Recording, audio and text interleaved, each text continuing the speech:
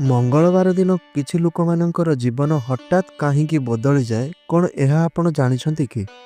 କ'ଣ ସତରେ ମଙ୍ଗଳବାର ଦିନ ହନୁମାନଜୀଙ୍କୁ ସିନ୍ଦୁର ଅର୍ପଣ କଲେ ଆପଣଙ୍କର ଭୟ ଏବଂ ବାଧା ଦୂର ହୁଏ? ମଙ୍ଗଳବାର ଦିନ କେଉଁ ରଙ୍ଗର ବସ୍ତ୍ର ପିନ୍ଧିଲେ ଆପଣଙ୍କର ମଙ୍ଗଳ ଗ୍ରହ ଶାନ୍ତ ହୁଅନ୍ତି, କ'ଣ ଏହା ଜାଣିଛନ୍ତି କି? ହନୁମାନ ଚାଳିଶା ପାଠ କଲେ କେଉଁ ଫଳ ଆପଣଙ୍କୁ ପ୍ରାପ୍ତ ହୁଏ, କ'ଣ ଏହା ଜାଣିଛନ୍ତି କି? ମଙ୍ଗଳବାର ଦିନ ମସୁର ଡାଲିର ଦାନ କରିବା ଆପଣଙ୍କୁ କେଉଁ ଶୁଭ ଫଳ ଆଣି ଦେଇଥାଏ? ତ ବନ୍ଧୁଗଣ, ଏହିସବୁ ବିଷୟରେ ଜାଣିବା ପାଇଁ ଆଜିର ଏହି ଭିଡ଼ିଓଟିକୁ ଶେଷ ପର୍ଯ୍ୟନ୍ତ ନିଶ୍ଚୟ ରୂପରେ ଦେଖନ୍ତୁ। ତେବେ ନମସ୍କାର ବନ୍ଧୁମାନେ, ଆଜି ଆମେ କଥା ହେବା ଏହି ଭିଡ଼ିଓରେ ମଙ୍ଗଳବାର ସମ୍ପର୍କରେ। ମଙ୍ଗଳବାରଟି ହେଉଛି ଭଗବାନ ଶ୍ରୀ ହନୁମାନଙ୍କର ବାର ଏବଂ ମଙ୍ଗଳ ଗ୍ରହଙ୍କର ପବିତ୍ର ଦିନ। ଏହି ଦିନ କିଛି ସରଳ ଉପାୟ ଗୁଡ଼ିକ କଲେ ଆପଣଙ୍କର ଋଣ ସମସ୍ୟା, ରୋଗ ସମସ୍ୟା, ଭୟ ଏବଂ ନେଗେଟିଭ୍ ଏନର୍ଜି ସବୁ କିଛି ଦୂର ହୋଇଯାଇଥାଏ। ତେବେ ବନ୍ଧୁଗଣ, ଏହି ଉପାୟ ଗୁଡ଼ିକୁ କରିବା ପାଇଁ ଭିଡ଼ିଓଟିକୁ ଶେଷ ପର୍ଯ୍ୟନ୍ତ ନିଶ୍ଚୟ ରୂପରେ ଦେଖନ୍ତୁ। ଚ୍ୟାନେଲଟିରେ ନୂଆ ଥିଲେ ଚ୍ୟାନେଲଟିକୁ ସବସ୍କ୍ରାଇବ୍ କରି ଭିଡ଼ିଓଟିକୁ ଗୋଟିଏ ଲାଇକ୍ କରି ତଳେ ଆସୁଥିବା କମେଣ୍ଟ ବକ୍ସରେ ଜୟ ହନୁମାନ ନିଶ୍ଚୟ ରୂପରେ ଲେଖିଦିଅନ୍ତୁ। ତେବେ ବନ୍ଧୁଗଣ, ପ୍ରଥମ ଉପାୟଟି ହେଉଛି ହନୁମାନ ମହାରାଜଙ୍କୁ ସିନ୍ଦୁର ଅର୍ପଣ କରିବା। ବନ୍ଧୁଗଣ, ମଙ୍ଗଳବାର ଦିନଟିକୁ ଭଗବାନ ଶ୍ରୀ ହନୁମାନଙ୍କର ସବୁଠାରୁ ବଡ଼ ପବିତ୍ର ଦିନ ବୋଲି ମାନାଯାଇଥାଏ। ଏହି ଦିନ ସକାଳେ ସ୍ନାନ ସାରି ଶୁଦ୍ଧ ବସ୍ତ୍ର ପରିଧାନ କରି ନିଜ ଘରର ପାଖରେ ଥିବା ହନୁମାନ ମନ୍ଦିରକୁ ଯାଇ ସିନ୍ଦୁର ଓ ଚମେଲି ତେଲ ଅର୍ପଣ କରିବା ଅତ୍ୟନ୍ତ ଶୁଭ ବୋଲି ମାନାଯାଇଥାଏ। ଆମର ପୌରାଣିକ କଥା ଅନୁସାରେ ହନୁମାନ ମହାପ୍ରଭୁଙ୍କର ସିନ୍ଦୁର ଅତ୍ୟନ୍ତ ପ୍ରିୟ ହୋଇଥାଏ, କାରଣ ସେ ମାତା ସୀତାଙ୍କର ଭକ୍ତିରୁ ପ୍ରେରିତ ହୋଇ ସିନ୍ଦୁର ଧାରଣ କରିଥିଲେ। ଏହି ଉପାୟ କରିବା ଦ୍ୱାରା ଆପଣଙ୍କର ମଙ୍ଗଳ ଗ୍ରହ ଶାନ୍ତ ହୁଏ।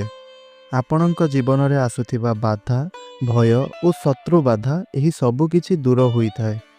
ଯେଉଁମାନେ ଦୁର୍ବଳ ମନୋବଳ, ରୋଗ ବା ଆକସ୍ମିକ ସମସ୍ୟାରେ ପଡ଼ିଥାନ୍ତି, ସେମାନଙ୍କ ପାଇଁ ଏହି ଉପାୟଟି ଅତ୍ୟନ୍ତ ଲାଭଦାୟକ ସାବ୍ୟସ୍ତ ହୋଇଥାଏ। ଉପାୟ ନମ୍ବର 2, ମଙ୍ଗଳବାର ଦିନ ଆପଣ ଲାଲ ରଙ୍ଗର ବସ୍ତ୍ର ପିନ୍ଧନ୍ତୁ। ବନ୍ଧୁଗଣ, ମଙ୍ଗଳବାର ଦିନରେ ଲାଲ ରଙ୍ଗର ବିଶେଷ ମହତ୍ଵ ରହିଥାଏ।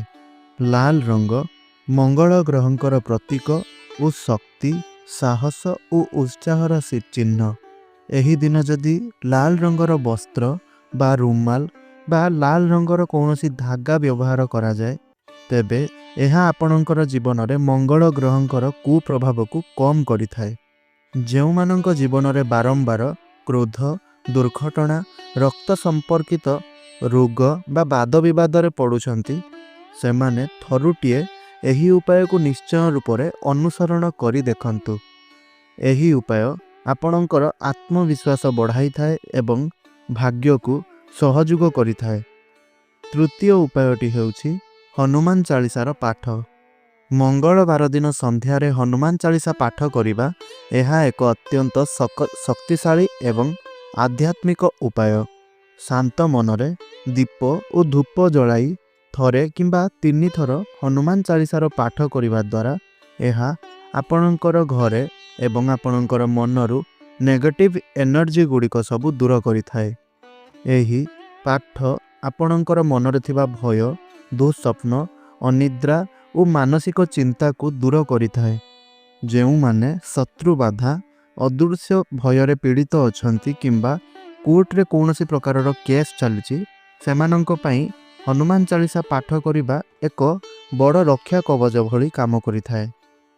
ଚତୁର୍ଥ ଉପାୟଟି ହେଉଛି ମସୁର ଡାଲିର ଦାନ।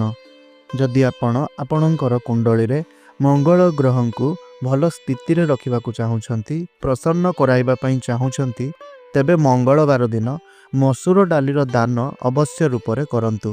ମସୁର ଡାଲିଟି ଲାଲ ରଙ୍ଗର ହେବା କାରଣରୁ ଏହା ମଙ୍ଗଳ ଗ୍ରହଙ୍କ ସହିତ ସମ୍ପୃକ୍ତ ହୋଇଥାଏ।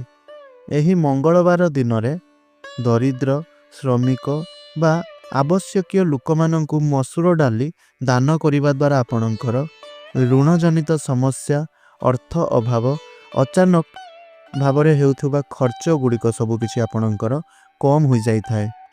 ଆଉ ଦାନ ସମୟରେ ଯଦି ଆପଣ ନିଜର ମନରେ ସକାରାତ୍ମକ ଭାବନା ଓ ଭକ୍ତି ରଖୁଛନ୍ତି ତେବେ ଏହାର ଫଳ 2 ଗୁଣା ମିଳିଥାଏ ଆପଣଙ୍କୁ।